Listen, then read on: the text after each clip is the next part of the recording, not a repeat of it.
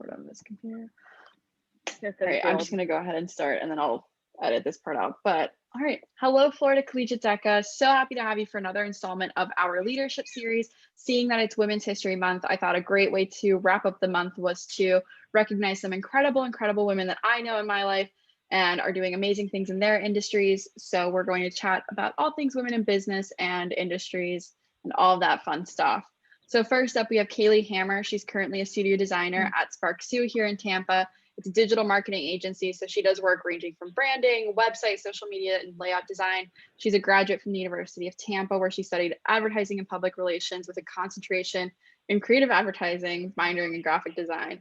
Kaylee really loves talking about work advice, internships, and job searching, and all that fun stuff. So really excited to have you, Kaylee. Kimberly Conroy is an associate distribution sales manager for Sharp Information, Imaging Company of America, Sharp's Electronics Corporation company. She works in the technology industry, keeping up with display trends and solutions daily. She holds her bachelor's degree, also from the University of Tampa, in advertising and public relations with her minor in journalism. She's currently working towards her MBA at Ashford University, expecting to graduate in the fall of 2021. Now, Sarah is a 2019 graduate of the University of Tampa, where she graduated Magna Cum Laude and obtained her Bachelor in Communications with a minor in sports management. Upon graduating, she moved back to New York, back up to the Northeast, I should say, in New York, and she is working with the National Football League in their Communications and Public Affairs Department as a public relations assistant. Part of her biggest professional accomplishments have come at the league, helping execute the 100th season for the NFL, being a part of the NFL's league-wide bipartisan NFL votes campaign, and then pulling off the first ever virtual NFL draft amid the COVID-19 pandemic, and a few other accomplishments that I will let you guys talk about. So if you guys want to go ahead, let's hear about some of the highlights in your industry. You guys are very diverse in your work. So what have been some of the peaks of your jobs? Who wants to go first? You go, Sarah. Okay, so yeah, like you said, Adriana, I went to Tampa, obviously, moved back to the Northeast after graduation, and then started working for the NFL shortly thereafter. I've been at the league for about a year and a half, a little over a year and a half now, 2 seasons in. It's been obviously crazy given the pandemic. Obviously, it's sports, but I work in live events. So the 2020 season definitely was one that I will not forget. I would say it's come with a lot of peaks and valleys, a lot of long hours, and a lot of different things to work through, health and safety protocols, working with the Players Association. We obviously struck a collective bargaining agreement a year ago, right as the pandemic started, to avoid a labor stoppage. And now we just rolled out our new media deals, which will start in 2023, and a 10-year deal with several broadcast partners. So definitely have enjoyed my time at the league thus far. It's been crazy, but like you said, definitely NFL votes, one of my biggest accomplishments. Super Bowl 54 last year in Miami pre-pandemic, honoring the NFL's 100th season. This year in Tampa, honoring 7,500 healthcare workers at Super Bowl 55. So yeah, just a few things about me. Awesome. So I guess I'll jump in. I guess going off of what Sarah said, obviously it's been a crazy year. Like Sarah, although my job is in sales, I also do live events. So pre-pandemic, I've been with the company for 3.5 years now. So before, I was traveling 2 to 3 times a month. I was pretty much on the road, traveling all over the country, going to different trade shows and live events for the technology industry. Obviously, because of COVID, those have all gotten canceled. So all of the large industry events have been canceled and are on virtual live websites now. All of the smaller events have been canceled. Obviously, any events in person and in office are canceled. So it's really just restructuring how you work, when you work, and what you're doing on a day-to-day basis. In terms of accomplishments, I would say that my biggest accomplishment is that I'm the youngest person at my company. I have been the youngest person in my job role. And I guess the most proud that I am is that I was promoted within a year to my role now.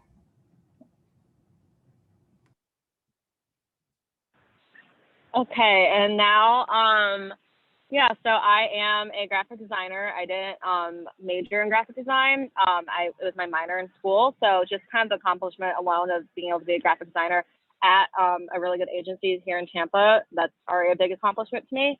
But I did obviously graduate in 2020 of May 2020, which, as we all know, was a little rough for a lot of graduates. So just me getting a job, like having a job set up when I graduated, was obviously a huge accomplishment. But this is just so back in February of 2020, I went to an AMA club meeting. It was like a panel event with Sparksy, where I work now, PPK, Raymond James, and I think it's called Monin, the coffee flavoring company in St. Pete. So just a career panel of the four like bosses from there. And I met my boss David there. And after the event, we were able to network a little. So I went up to him and I was just like, hi, and I introduced myself. I told him I was a graphic designer and that I admired Sparksy. And I gave him my resume, and I had just finished my personal branding for a class I was taking, a portfolio class. The first thing he said was, I love your logo. And that, to this day, is still one of the coolest things ever, because when he said that, I just freaked out, because I was like, oh my God, I'm getting a compliment from the CEO of a company I really wanted since freshman year. Actually, I had known about them. So that was just a huge accomplishment. And then my role itself, I have two amazing mentors. The other designer at my company, her name is Lindsay. She's amazing, and I really look up to her. She's a couple years older than me, so it's really amazing to see where I could potentially be in a couple years. And then my boss herself, Janelle, she's an art director, and she's been in the industry for a little more than a decade now, and she is literally one of the best people I've ever met. So personally and professionally. So just kind of the environment that I was able to get with my job has been amazing, and it's crazy to think that I ended up here, and I feel extremely lucky to end up here. But other stuff that I've done recently, I just had a design pitch for a company as like a beer can design for a barbecue place, and it was really fun, because it was the first time one of my designs has been picked over the other two designers. So just since I'm at that or beginner level, and it was pitched like that, that has probably been one of my biggest accomplishments to this date. Yeah, those are awesome accomplishments. Oh my God, that gets me so excited for the real world. So looking through, like, obviously, women are definitely getting their place in the business world and in different industries. Do you guys feel like there have ever been any moments, whether it's in your current careers or in school or anything, where you feel like your gender might have played a role in the way that certain events rolled out, whether it was good or bad? Yeah, I would say for me, it's funny because we just had so obviously I work at the league office, but we also have the 32 clubs that we work pretty closely with across the league. And we just had a call earlier this week meeting with all of the women in NFL PR at the league and then the clubs, and something that a woman at one of our clubs had said, because I work in sports and obviously it's pretty oftenly referred to as a male dominated industry. She was like, it's not so much a male dominated industry anymore. We're just outnumbered. So it's funny to me because, or not funny, but I should say it stuck out to me because I would agree that it's not a male dominated industry, because I think I can do my job just as well as a male can. There are just more males than there are females, you know? So going off of that, I would say something that really stood out to me earlier this season. We had our first female official referee in the Super Bowl, Sarah Thomas. And typically I'm not involved in a lot of PR for officiating. That's something that my boss oversees. But he was getting a lot of influx of requests, and he was like, you know, and I have a male counterpart, but he was like, you know, I think you would do great with this. He was like, I'm gonna start shuffling these over to you and you'll start handling her requests. So that was something cool that not necessarily got picked over my male counterpart, but it was nice to see that it was a female official and he entrusted me as a female to also handle PR for her. So that was something cool that kind of happened recently to me. I guess going off what Sarah said, I think the statement that her colleague said is very true. While I do think technology is still mainly man dominated and women are there, and women are trying to make these organizations and public speak and support one another, but it is still a male dominated industry. I'm lucky enough that my team is pretty much split even between men and women, but all the technology events I go to, it's a lot of men walking around. And it's just something that over time you get used to, and more women are entering technology. They're interested in technology. And I think one thing that's super important is that the younger generations now are taking STEM classes in school. They're learning, I mean, we're all on Zoom now and all on online platforms. So people are learning at a younger age, where by the time that they're ready to get into the workforce, they might be more interested in technology than some of the people from my generation. Yeah, I think you make really great points, both of you. You actually skipped over to my next question of being in a predominantly male industry. Kaylee, on the flip side, marketing is actually increasingly women dominated. I believe last time I checked, it was roughly around 60 to 40. Do you feel like there's like a stronger sense of community between the women, or do you feel as though that doesn't really affect your environment? It's actually funny because so at UT, when I was taking my graphic design classes, which I was advertising too, but definitely graphic design. I don't think I had like any males in my class usually. Most of my upper graphic design classes were only females. So in my mind, and my sister, she's a designer too. So just the designers I was aware of and stuff, they're all females. And so I just kind of thought that it was a more female thing. But then at Spark too, actually, so my team is called the storytelling team, and we are the designers and the copywriters, and all of us are female, which I thought was just like normal. And the client development team, which is the people that deal directly with the clients, and they hand us whatever the client is asking for. Traditionally, there's a couple of females, but it's mostly men. So I just kind of thought that's how that works. But then my one of my newest coworkers, she came from NASCAR, which is obviously probably more male dominated. And she said the team there was all the designers were male and all the account people were female. So it was obviously flipped there. And it just kind of blew my mind because obviously I hadn't ever seen that dynamic like that. But I think it's awesome that my company specifically, that we're all females, because like we're the workhorses, we're the ones that are getting like the actual stuff done for the clients that they're asking for. And the dynamic between all of us is obviously pretty seamless. The way we can talk to each other. I know I can reach out to them personally too.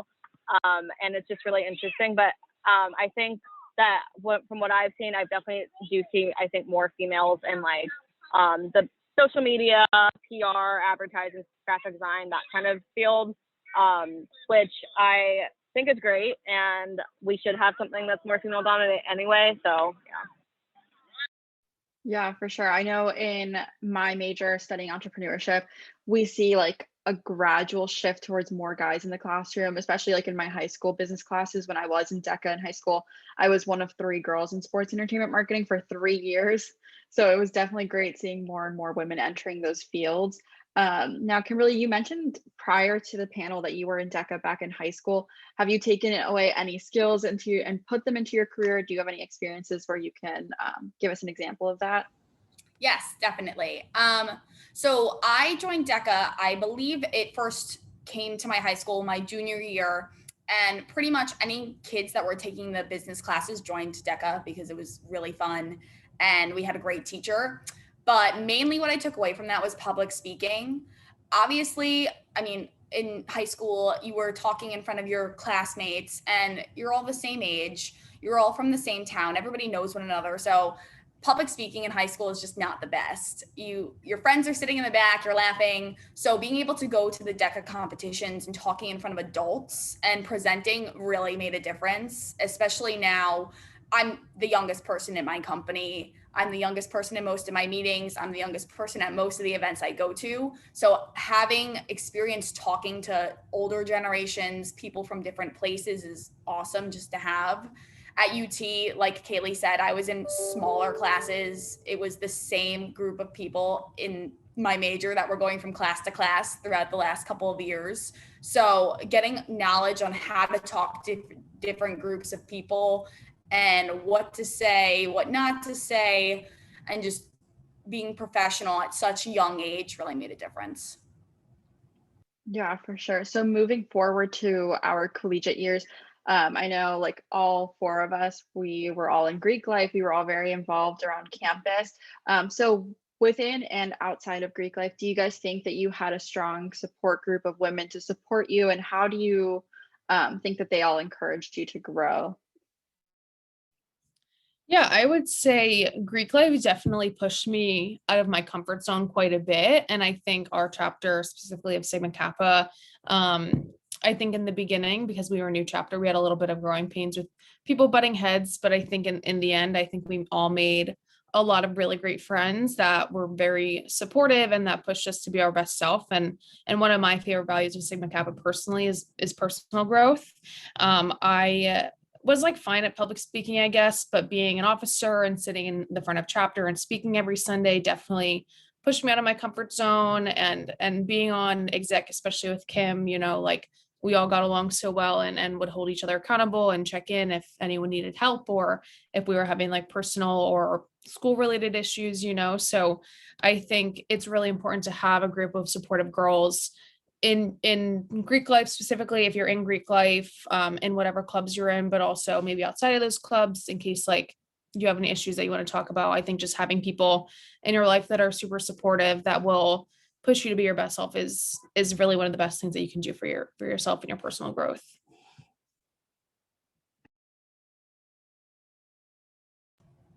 Yeah, I agree with Sarah. We were on the executive board, which at the same time a few years ago, and it's being surrounded by people that have the same mentality of I'm doing this to better myself and better those around me is just a really good space to be in because you have people that are going to help you along the way.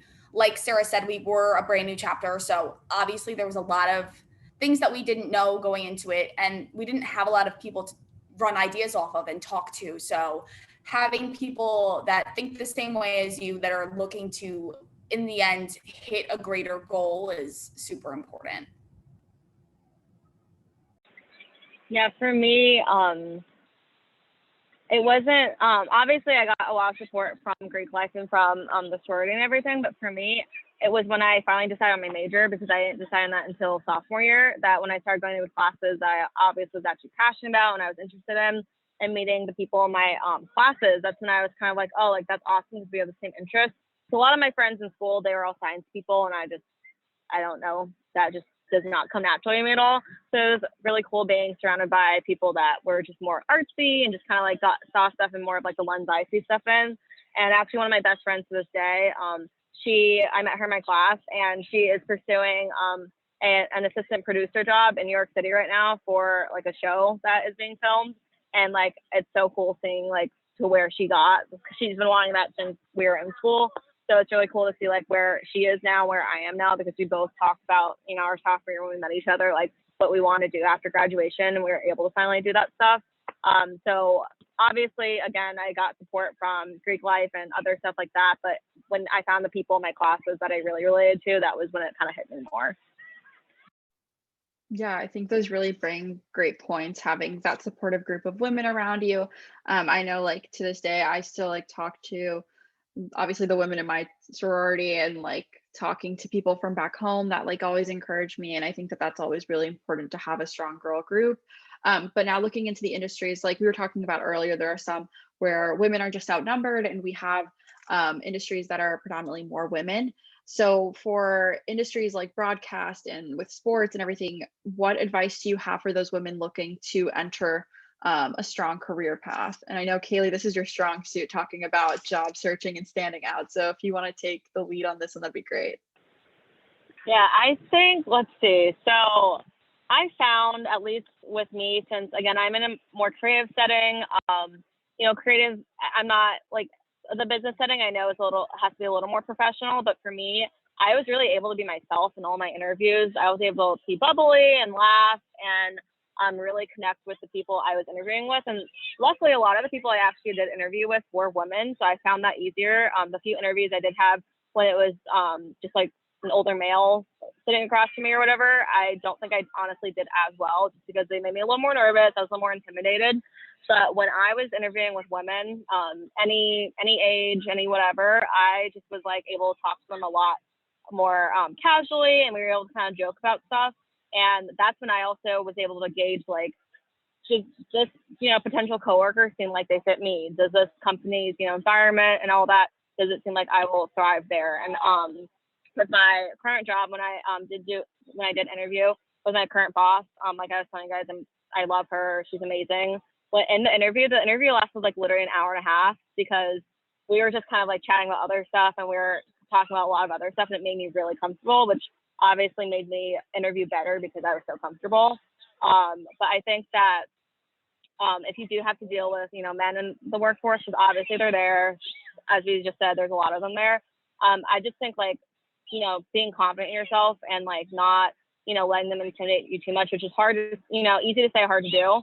But if you can just kind of practice with that and everything, I think that will really benefit you because from my perspective, it definitely could be sorry, what am I saying? It could be what am I saying? Sorry, I'm literally losing my words. Scary. I'm just gonna say scary. I'm gonna stop trying to say that word. But yeah, I'm gonna end there. Thank you. Yep, we're fine. Those are some great pieces of advice, Kaylee. I'm glad you found the word intimidating. Sarah, Kimberly, do you have anything to add? Any advice for women looking to enter any job? Yeah, I mean, it's funny. It's something that I didn't mention earlier that I should have. The department I'm in actually is about 50% women. So even though, again, sports women are outnumbered, it's nice to see and work with all the females that I do. There are so many strong women in my department that I admire. And similarly to Kaylee, when I interviewed for my job, I interviewed with 2 women separately, obviously 2 different interviews, but I definitely felt like I could be way more myself and the conversation just flowed and it wasn't anything where I really felt like they were like trying to question me or like trip me up. It was kind of just like an easier conversation rather than an interview. So I guess my advice for females looking to get into the sports industry specifically is play to your strong suits and know what you're good at and know what you can bring to the table, because in all reality, like I said earlier, I can do my job just as good as my male counterpart can, if not better in some cases. Like there are some things that I'm better at that he lacks and then vice versa. But yeah, be yourself, play to your strong suits. And if you're confident and you're like, I can do this, I know I can do this, I know the value that I have, X company is lucky to have me or whatever you're interviewing for, I think it's just important to be confident and believe in the skill set that you have. Yeah, I totally agree with Sarah. I'd also go into it with the mentality of I want to stand out on my own. I don't want to stand out because I'm a young woman looking to get into X field if it's a male-dominated industry. It's just you have to be confident in the skill set that you bring to the job and know that even if maybe you don't hit all of the requirements on the job description, you can do it and you can learn it and people will be there to help you, but you have to believe in yourself. What I would also definitely recommend is being active on LinkedIn and making your LinkedIn as early as possible, because people, if they want to, can go back and see what you've done. And you don't want to show up to a job interview and you made your LinkedIn yesterday and you posted one thing. You want to, it doesn't have to be every single day, but you want to be consistent. You want to be matched and linked with people and just have connections and network with as many people as you can.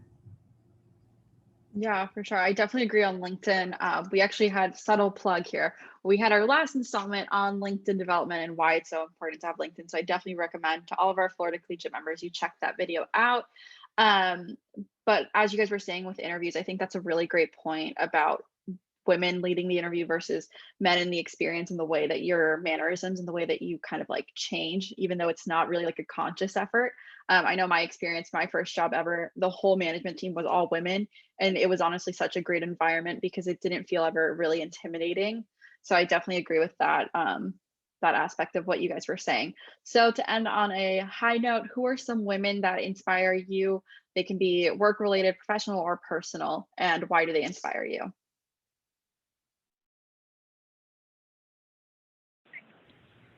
For me, as I've said a bunch of times, the women in my storytelling group at work are literally amazing. And I do feel really lucky to have this support system. So I know not everyone has that type of support system in their first job, especially. My sister, who I said is also a designer, I've told her about some of the stuff that my boss has done for me, or just like as a whole. And my sister will be like, that's amazing that you're able to find that.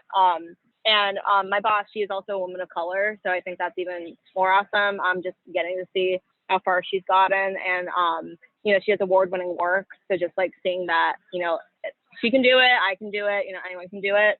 And then also my sister, I do look up to her. We are different types of designers, but definitely seeing where she was able to get in a short amount of time, because she was able to get promoted 2 or 3 times within like 2 or 3 years at her company. So that was pretty quick promotion timelines. I think that's awesome.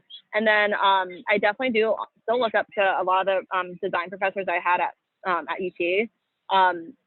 The 3 professors I had usually, their work I think is amazing. And I think that they really set me up super, super well for the real world, especially in such a terrible year that I graduated in. But yeah, women re-rule the world. Don't let anyone else tell you otherwise. Yeah, I would say I definitely have some women that I work with now and that I've worked with previously that I look up to and that I admire and that I inspire to be. The 2 women that I directly report to, Taylor and Darlene, they're probably never going to watch this, but if you do, shout out to them. They really are the best. I think I've been exponentially lucky. I've had several sports jobs. I think I've been exponentially lucky with the people that I have directly reported to, and they are 2 of the best. They've been at the league for quite a bit. Darlene's been there for about 15 years and Taylor probably close to 5 or 6, been working throughout the sports industry. And then while I was working for the Yankees in Tampa, the first woman that hired me, her name is Jess, and she really was exponentially important in my growth, definitely in the sports industry. Not only is she successful in her work, but she's also kind and caring and compassionate and all that, I would aspire to be like. And when I was interning in Yankees PR, I worked with a woman named Lauren, who also is amazing and just like, super caring and wants to see the best in people, not only professionally, but also personally, and wants you to, your path to end up the way you want. And she wants everyone to be successful. So in a work sense, those are the women that I look up to. And then also in the sports industry, just like some trailblazers, Kim Eng, who recently was hired by Derek Jeter and the Marlins, is the first female GM of a baseball team. I personally love baseball. I would love to end up working back in baseball at some point. And I think Kim is a trailblazer in her own right. She was with the Yankees at one point, was at the Dodgers. She was just with the MLB commissioner's office before she got hired with the Marlins.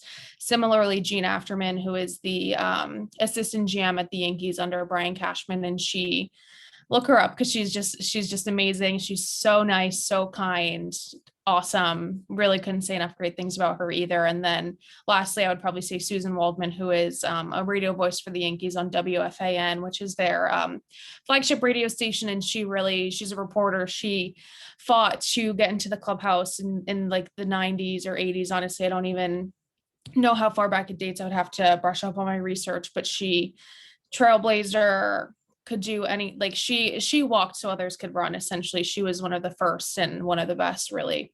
So those are who I would say. And then on my end, definitely a lot of the women that I look up to are people that I have worked with either directly at Sharp or partner companies of ours. And luckily in my position, I've been able to work with a lot of directors and a lot of higher up managers. So I've already admired where they've gone on their career paths. In particular, I think my first boss, Marin, we worked together for 3 years.